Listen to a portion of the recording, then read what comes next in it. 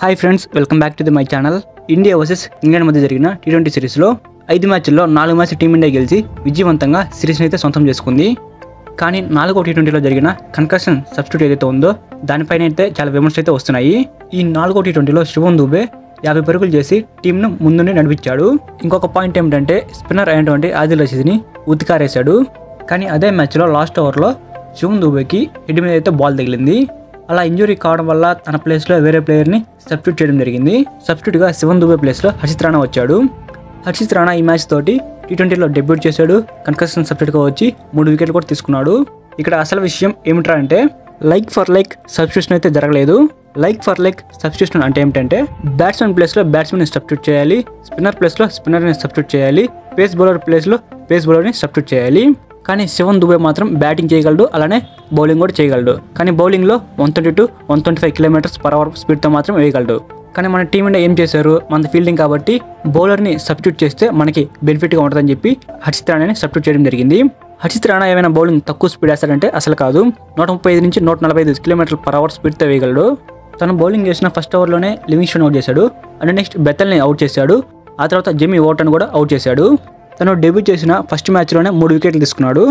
కానీ ఇంగ్లాండ్ వాళ్ళ మటుకు దీన్ని జీర్ణించుకోలేకపోతున్నారు. మ్యాచ్ అయిపోయిన తర్వాత జాస్ బట్లర్ అయితే ఇలా మన టీం ఇండియన్ అయితే ఒక క్వశ్చన్ చేశాడనమాట.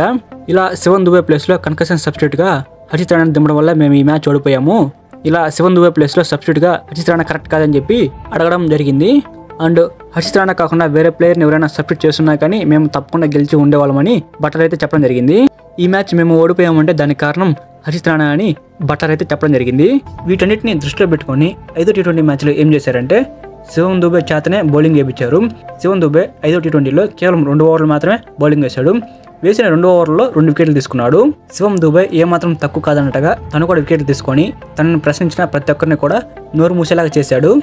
సో ఇది అలా ఉండగా 5వ టీ20 మ్యాచ్ పూర్తయిన తర్వాత గౌతమ్ గంభీర్ని ఇంటర్వ్యూలో కెవిన్ పీటర్సన్ ఒక క్వశ్చన్ అడిగాడు. అదేమిటంటే కన్కషన్ సబ్స్టిట్యూట్గా లైక్ ఫర్ లైక్ సబ్స్టిట్యూషన్ జరగాలి, కానీ హర్షిత్ రాణాని సబ్స్టిట్యూట్ చేశారన్న దానిపై క్వశ్చన్ అయితే అడిగాడు అనమాట.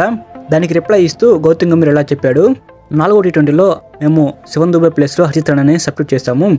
తను 4 ఓవర్లు వేశాడు, 3 వికెట్లు తీశాడు. 5వ టీ20లో శివం దూబే కేవలం 2 ఓవర్లు మాత్రమే వేసి 2 వికెట్లు తీసుకున్నాడు. కానీ శివం దూబేకి 4 ఓవర్లు బౌలింగ్ వేసే ఛాన్స్ అయితే రాలేదు. అదే కనుక వచ్చుంటే ఇంకా వికెట్లు తీసి ఉండేవాడు. మేము కరెక్ట్గానే సబ్స్టిట్యూట్ చేశాము, శివం దూబే ఏం తక్కువ కాదు అన్నట్టుగా కౌంటర్ అయితే ఇచ్చాడనమాట. ఈ కన్కషన్ సబ్స్టిట్యూట్ మీద ఎవరైతే అందరూ ప్రశ్నించారో వాళ్ళందరికీ సరైన సమాధానం చెప్పినట్లయింది. ఎనీవేస్ ఈ 5వ టీ20లో మటుకు అభిషేక్ శర్మ ఇంగ్లాండ్ బౌలర్ల మటుకు ఒక ఆట ఆడుకున్నాడు. ఈ టీ20 సిరీస్ అయితే ఇంతటితో ముగిసిపోయింది. ఫిబ్రవరి 6 నుంచి అయితే ఓడే సిరీస్ ప్రారంభం కాబోతుంది. ఈ ఓడే సిరీస్ అప్డేట్స్ గురించి అండ్ ఐపీఎల్ అప్డేట్స్ గురించి మన ఛానల్ అయితే ఎప్పటికప్పుడు వీడియోస్ అనేవి చేసి పోస్ట్ చేస్తుంటాము. మీరు ఎప్పటికప్పుడు క్రికెట్ అప్డేట్స్ అనేవి తెలుసుకుంటున్నారంటే మన ఛానల్ని సబ్స్క్రైబ్ చేసుకొని పక్కన ఉన్న బెల్ సింబల్ ఆన్లో పెట్టుకోండి. Thank you for watching my video. Have a nice day guys.